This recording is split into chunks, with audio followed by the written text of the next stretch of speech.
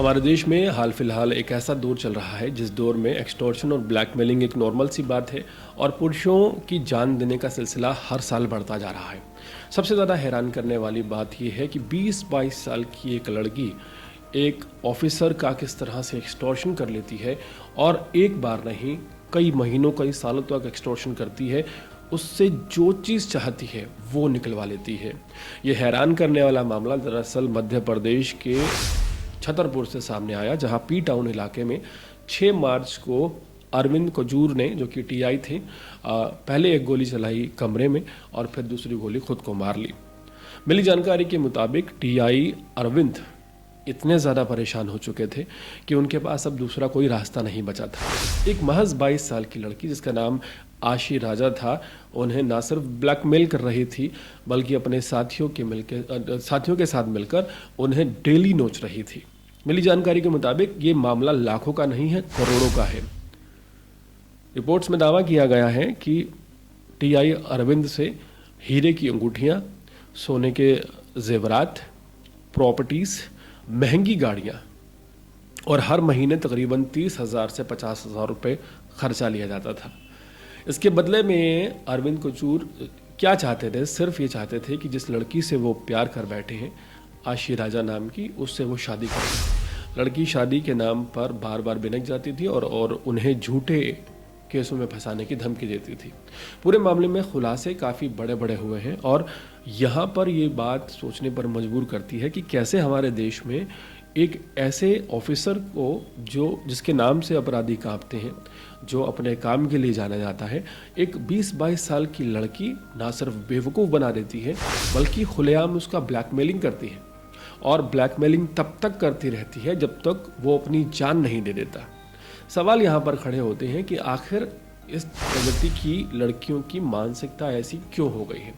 हालांकि हम हर लड़की को गलत नहीं ठहराते, लेकिन जो भी इस तरह के धंधे करने वाली लड़कियां हैं, जो आए दिन पुरुषों को अपने जाल में फंसाती हैं और फिर एक फॉर्मेट के तहत उनसे उगाही की जाती है, जैसा कि इस केस में किया गया। इस केस में सबसे ज़्यादा हैरत की बात यह है कि तकरीबन 17 लोगों को गिरफ्तार किया गया है। इनमें से सोनू नाम का एक शख्स है जो कि आशी राजा नाम की लड़की के साथ मिलकर ब्लैकमेलिंग करवाता था और 15 लोगों को और हिरासत में लिया गया है जिनसे पूछताछ की जा रही है।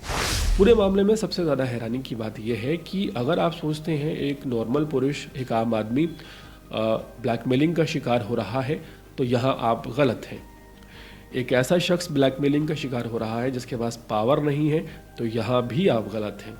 अगर आपको लगता है कि एक गरीब आदमी एक्सटॉर्शन का शिकार हो रहा है महिलाओं द्वारा की जाने वाली, तो यहाँ भी आप गलत हैं। टीआई अरविंद कजूर के पास ना पैसे की कमी थी, ना रसूख की कमी थी, ना पावर की कमी थी, ना कानून की कमी थी। बावजूद इसके वो खुद को बचा नहीं पाए। उनका इतना ज़्यादा उत्पीड़न किया गया, उन्हें बार बार ये धमकी दी गई कि गलत केस में उन्हें फंसा दिया जाएगा और आखिरकार उनके पास कोई रास्ता नहीं बचा। एक पढ़ा लिखा, अपने मेहनत के दम से, अपने टैलेंट के दम से टीआई बनने वाला ऑफिसर, एक 22 साल की लड़की जो कि रील्स बनाती है और फोटोज़ में फेमस रहती है, अचानक उन्हें अपने जाल में फंसा लेती है। फिर एक्सटॉर्शन का धंधा शुरू हो जाता है। वो उन्हें मरने पर मजबूर कर देती है क्योंकि ये एक फॉर्मेट बन चुका है।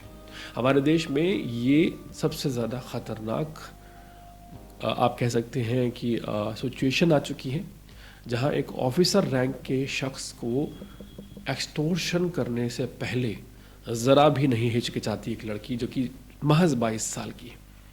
तो सवाल खड़े होने बनते हैं। और यहाँ पर 6 मार्च की रात जिस तरह से पी टाउन में टीआई अरविंद कजूर ने पहले एक गोली अपने कमरे में चलाई, फिर ख़ुद को मार ली और एक नोट भी छोड़ा जिसमें तमाम दावे किए गए।